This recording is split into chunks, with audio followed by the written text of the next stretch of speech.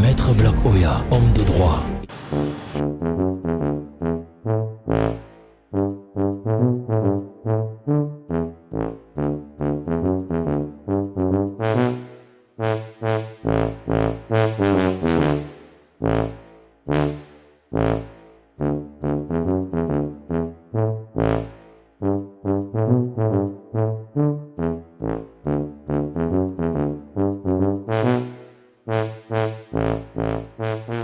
Ce pays est incroyable, hein? Mais moi, je ne sais pas. J'ai l'impression que finalement, la seule victime dans cette république, c'est le peuple, hein? Oui, oui. Parce que comment est-ce qu'on peut m'expliquer cette situation?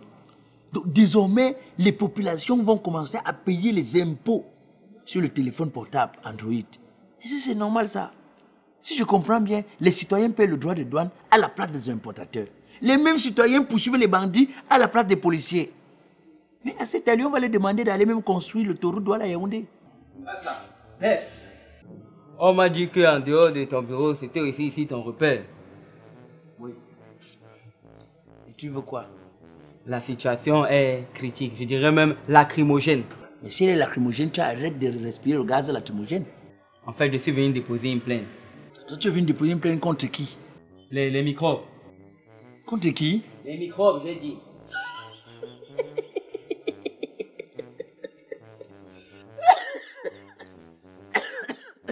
Mais est-ce que les microbes sont visibles? Oh bon, si tu avais vu les microbes que moi j'ai vu là, c'est que tu ne serais pas en train de rire comme ça. Est-ce qu'on voit les microbes? Tu as dû porter plainte contre les microbes. On voit les microbes? En fait, microbes, c'est l'appellation des délinquants qui font rage actuellement dans les rues de Douala. Attends. Donc, la fait que j'ai appris qu'il y a certains délinquants qui se font appeler microbes là. Ils arrivent dans certains espaces marchands comme ça. Ils viennent armés de goudins, machettes, couteaux. Ils agressent plusieurs commerces là. Donc c'est une affaire vraie. C'est exactement ça. D'autres même ont les fusils. Ils ont fait un désordre terrible dans les rues de non-glacées. Parfois même à Bonamou, ça dit Ndokochi, ils ont fait rage. Dedo, alors là où moi je réside, fait 2 jours si c'était catastrophique. Ils poignardaient même les mamans. On a arrêté quelques-uns. Donc c'était du désordre total. Et en ce moment, les forces de l'ordre sont où? Ah, tu veux que je te dise qu'ils étaient où? C'est les médecins qui viennent soigner les cadavres.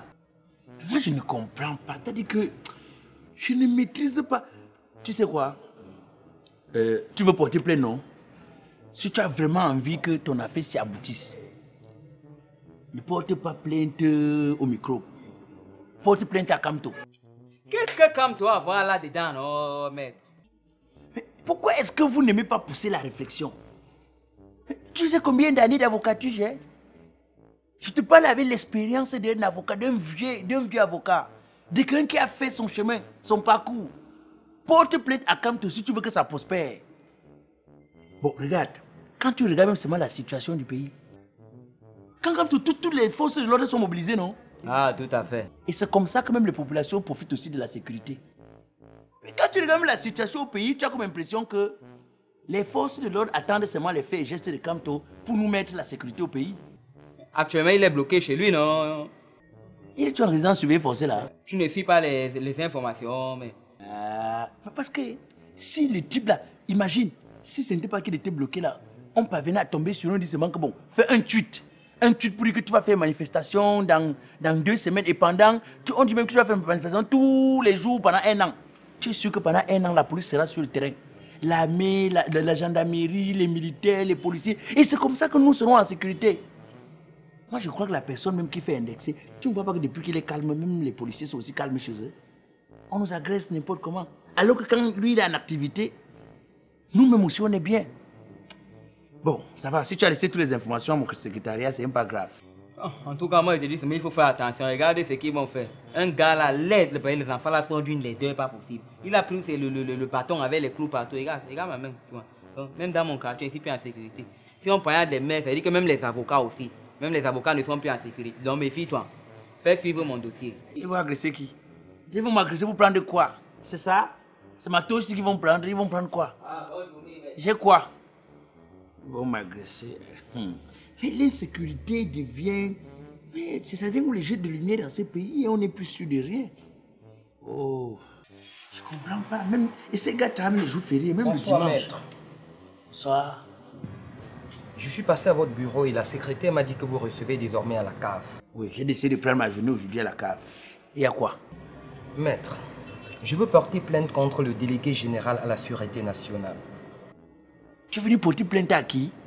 Le délégué général à la sûreté nationale du Cameroun.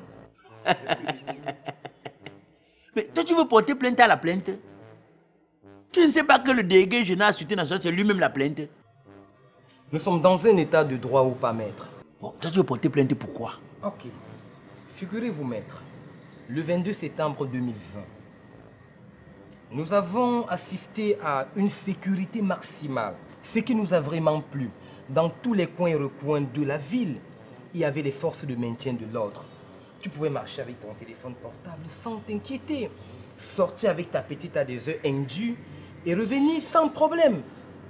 Mais brusquement, le lendemain du 23, nous avons constaté un retrait massif et brutal de toutes ces forces de maintien de l'ordre.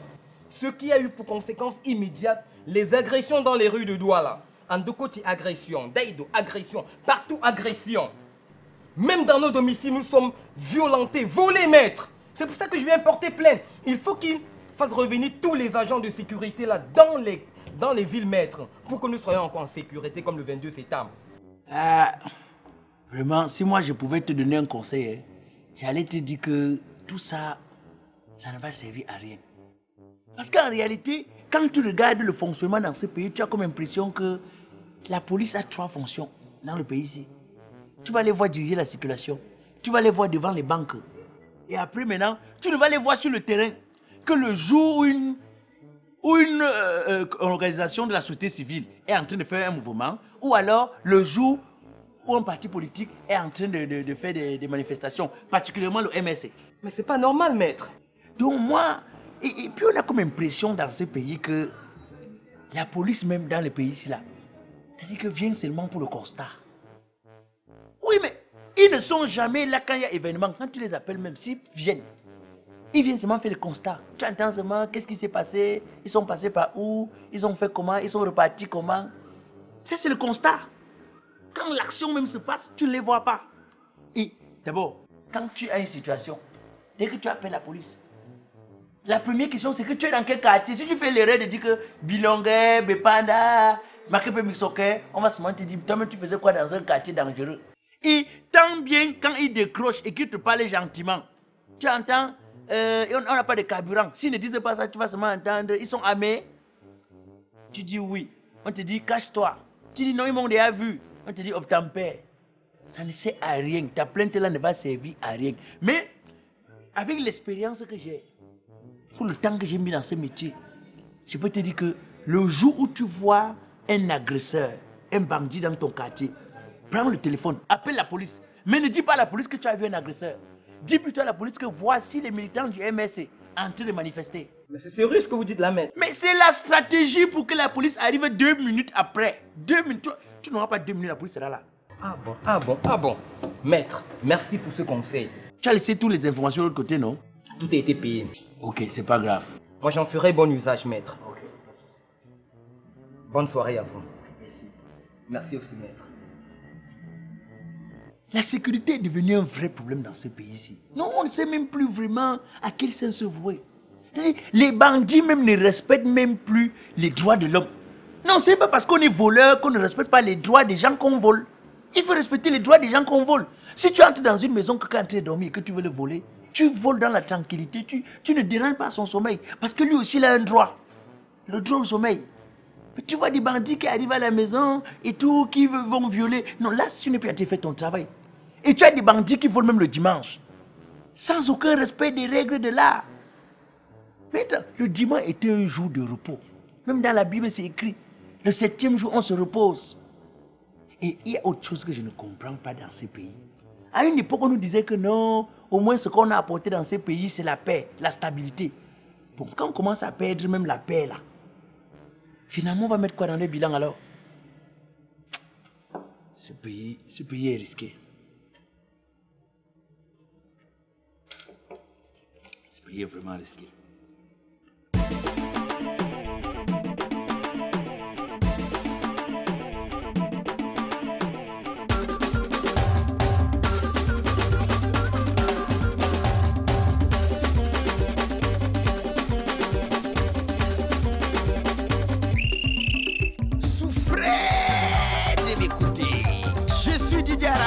alias Black Oya le métis. Humoriste biodégradable, président du comité de normalisation de la musique camerounaise. Même si je tape les casseroles, vous allez seulement danser. Les enfants, arrêtez de vous amuser car c'est l'heure de la vraie musique. On y va. Arachide, beignet, caramel, bonbon, ketchup. Arrête l'autre là, il n'y a pas la vitamine.